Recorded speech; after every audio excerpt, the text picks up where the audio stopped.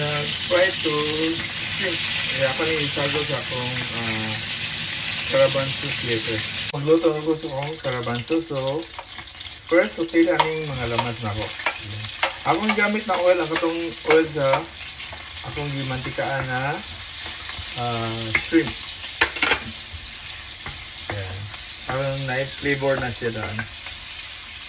So, at this point, ako na ilunod akong carabansos. Yan. Then, ato lang isagol yan. Pagbutang ko vegetable na cubes, butang ko oyster sauce. Yan, gamay lang. Ako na yung pangpalami. Black pepper.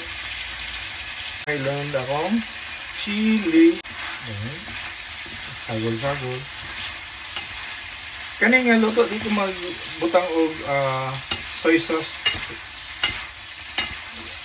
Oyster sauce akong gamit.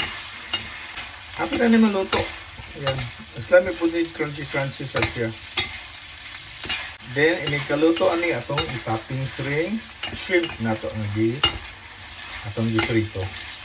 Nagbutang ni gamay kayong salt. Mas ganagos kung mga luto karon less of salt.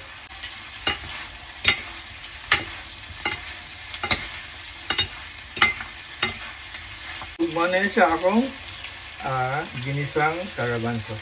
Muna na siya akong finished product. Ginisang carabansos with shrimp.